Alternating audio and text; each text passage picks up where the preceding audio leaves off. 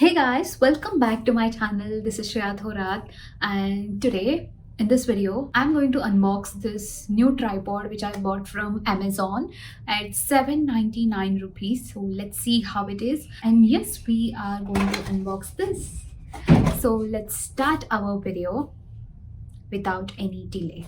And do subscribe to my channel.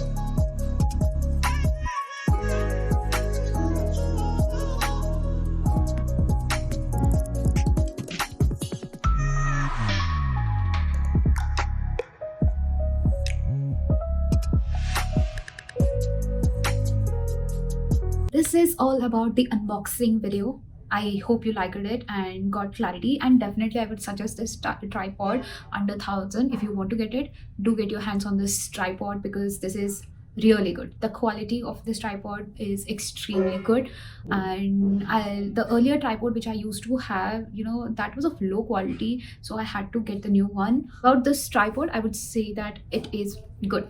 It is awesome, and the what do we call those, yeah, whatever the screws or the clips which we have to open and to get that stand, those are really firm.